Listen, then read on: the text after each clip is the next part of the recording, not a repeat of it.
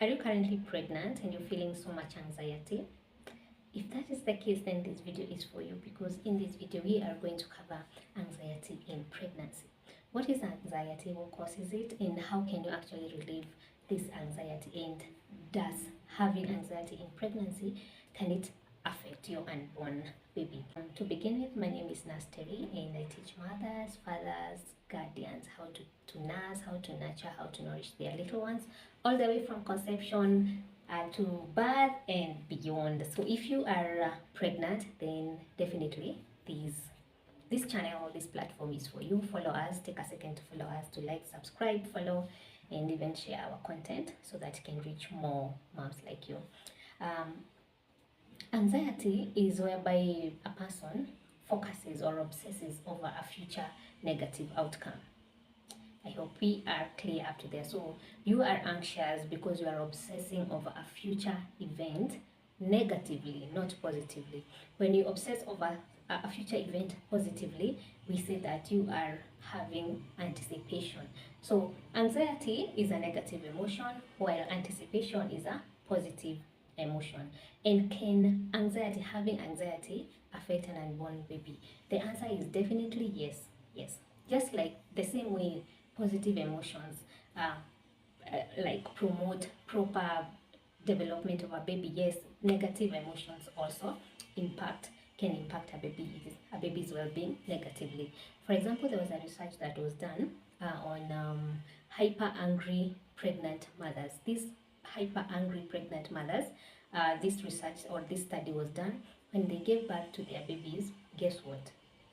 Their babies had, when they were followed up, these babies had delayed milestones, or they had delayed development.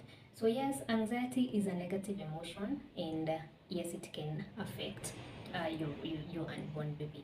And that is why it is so important to pay attention to this video, because we are going to unravel how you can be able to relieve anxiety. So as we have defined how you got anxiety in the first place, it's by obsessing over a future negative outcome. So to relieve this, or to be able to deal with this anxiety, then you have to learn one thing. And this one thing that I want you to learn is detaching.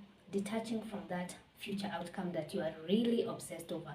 So for example, you're obsessing over this future negative outcome of maybe maybe the birth process is going to be very bad, or I'm not going to be a good enough mother, or the money will not be enough, for this whole process, or I'm not going to have the right support system because my partner is behaving so badly right now. We are not in good terms.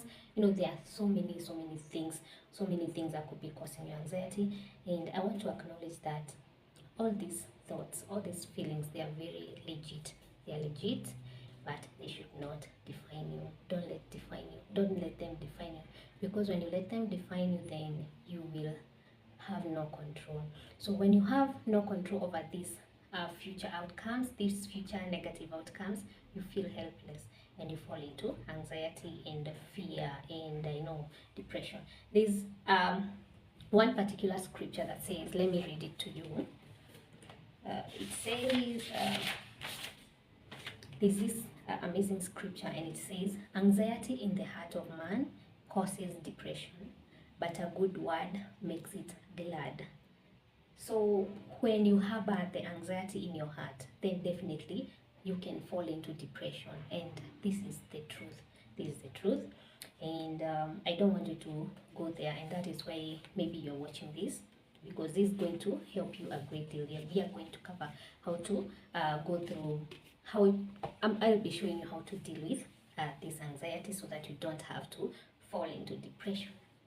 So we were talking about this one thing that you're supposed to do, and that is detaching from this future negative outcome that you've obsessed over. And I want you to detach, but also do something. So detach from this negative outcome and decide that you're going to take little tiny actions towards that thing that you've detached from. I hope I'm making myself clear. So for example, if you are obsessing over unsupportive spouse, detach from that. Detach from that thought from that obsessive thought about not feeling supported and all that. Detach from that and decide from today, I'm going to take tiny actions towards that thing that is stressing you over. Towards the end of this video, I'm going to be showing you how to go about this process of what are these tiny little actions that you can actually take for your specific scenario.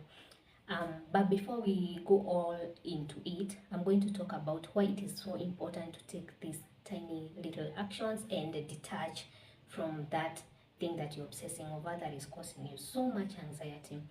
Number one, when you take little tiny actions towards event A, then you will feel a sense of progress, like you will feel like you're progressing. And it is true, you will be progressing because you are doing something. This is so important because it will make you actually feel and come alive once again. So you will no longer feel helpless, you will no longer feel hopeless, like there's nothing you can do, because really you are doing something.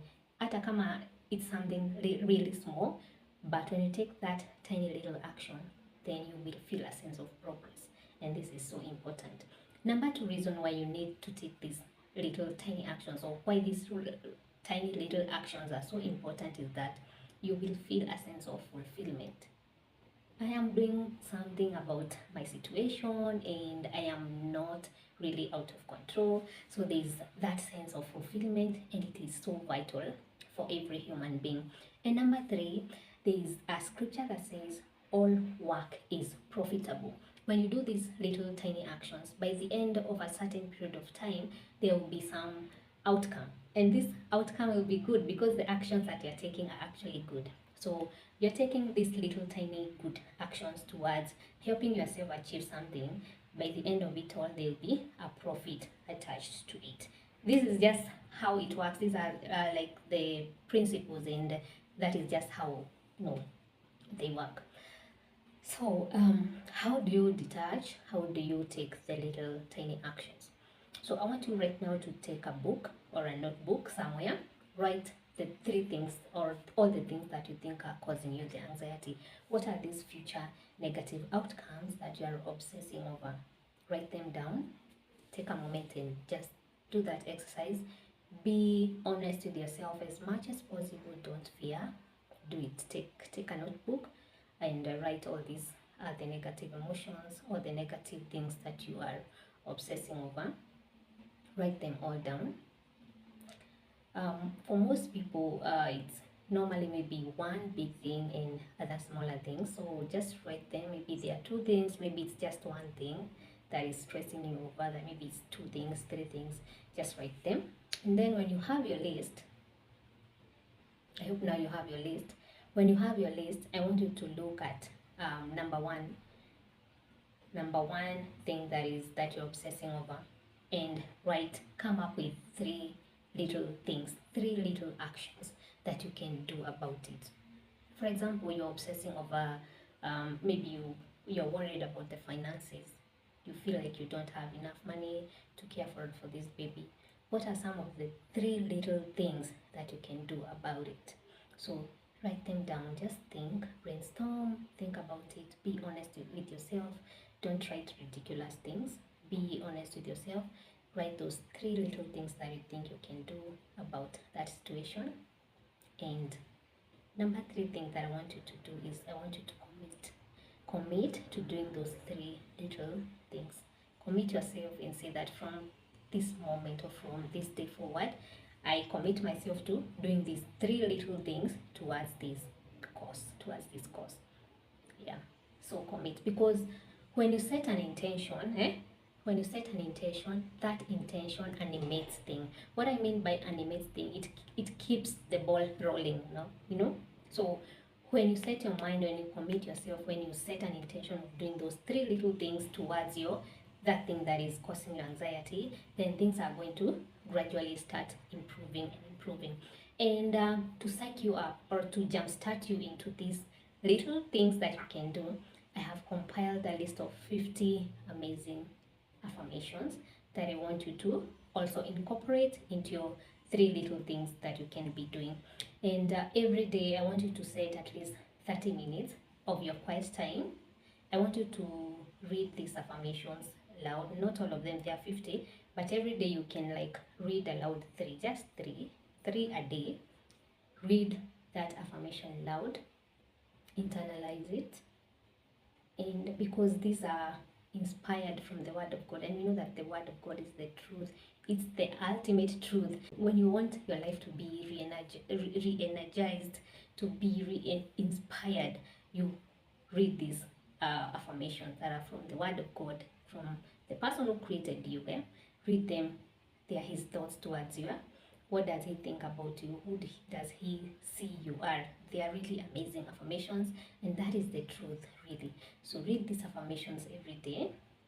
Read them aloud, internalize them, believe them, and you will start feeling something come alive inside of you.